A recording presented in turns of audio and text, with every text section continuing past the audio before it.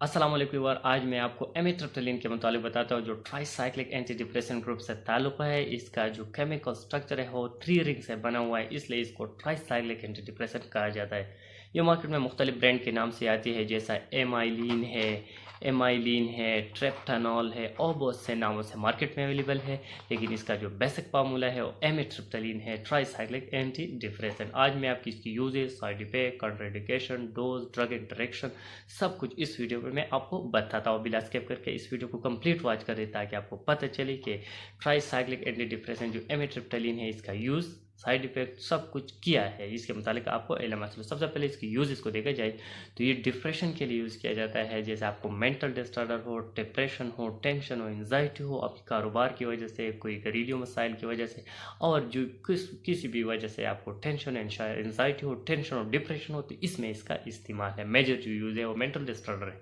साथ ही आपको माइग्रेन में भी इसका इस्तेमाल कर सकती है। अगर आपको न्यूरोपैथिक पेन हो, हसावी दर्द हो, तो इसमें भी इसका इस्तेमाल है। साथ ही आपको इंसामिया हो, आपकी खूब नींद ठीक नहीं है, आपको इंसामिया हो, नींद ठीक नहीं, नींद ठीक करने के लिए भी इसका इस्तेमाल है।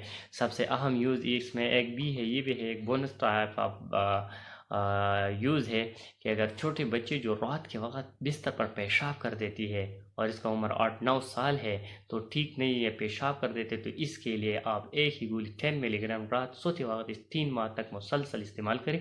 इसका जो मसला है वो हल हो जाएगी। इसके मैकेनिज्म ऑफ एक्शन को देखा जाए कि ब्रेन में जो साइनाप्स होते हैं इनमें न्यूरोट्रांसमीटर के लेवल को बढ़ा देती है।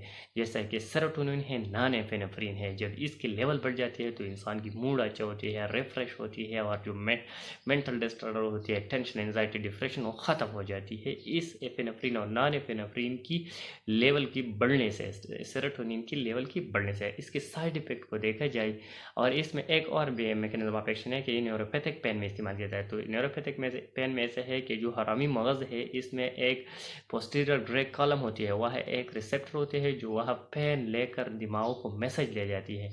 ये मेडिसिन वह पोस्टीरियर ग्रे कॉलम में नॉन एफिनेफ्रिन के लेवल को बढ़ा देते हैं। जब वह नॉन एफिनेफ्रिन की लेवल बढ़ जाती है तो यह वह जो मैसेज ले जाती है वह रुक जाती है, तो पेन महसूस नहीं करते थी, इसलिए इसको न्यूरोपैथिक पेन में देते हैं। इसका मैकेनिज्म ऐसी तरह है। साइड इफेक्ट हो देगा, सबसे मेजर साइड इफेक्ट इसका है और है ड्राइनेस ऑफ माउथ, मौत को खुश होना। साथ ही आपको वर्टी को भी कर सकती है, सर का चक्कर जैसा, आपको साथ वॉमिटिंग, नाजिया भी कर सकती है, और साथ ही कॉन्स्टिपेशन भी काज कर सकते हैं, डिजीनेस, अनूदगी भी काज कर सकते हैं। कॉन्ट्राइंडिकेशन को देखा जाए, ये प्रेगनेंसी में सेफ है, लैक्टेशन में सेफ है, लेकिन लेवर डिजीज़ को, जो क्रॉनिक लेवर डिजीज़ है और हार्ट डिजीज़ हो, इसको नहीं देना चाहिए, क्योंकि हार्ट पेशेंट को इसको एरेथमिया भी काज कर सकती है, इसलिए हार्ट पेशेंट को नहीं देना चाहिए। अगर इसकी डोज को देखा जाए 25 मिलीग्राम की स्ट्रेंथ में अवेलेबल है, तो आप इनिशियल जो डोज है वो 25 मिलीग्राम रात सोते वक्त इसका इस्तेमाल करें, रात, और इनिशियल डोज। और ग्रेजुअली अगर आपके टेंशन, एंजाइटी, डिप्रेशन ज़्यादा हो तो आपकी जो डॉक्टर है, साइकियाट्रिस्ट है, वो आपको ये मेडिसिन ग्रेजुअली इंक्रीज करेंगे। लेकिन अगर वो बच्चे जो रात की सोते वक्त पेशाब कर दे, इसको लिए 10 मिलीग्राम रात सोते वक्त इस्तेमाल करें 3 माह मुसलसल। अगर ड्रग इंटरेक्शन को देखा जाए तो ये क्लोरोफेरामीन जो एंटीएलर्जिक मेडिसिन है, क्वेनाडीन है, सिमेटाडीन है, इसके साथ इस्तेमाल नहीं करना चाहिए, क्योंकि इसके साथ कर इस्तेमाल करें तो इसका जो एब्जॉर्प्शन की लेवल है वो कम कर देती है, और जो प्रॉपर असर इसका एक्शन है वो कम कर देती है। इस मेडिसिन के साथ इसका इस्तेमाल बिल्कुल नहीं करना चाहिए।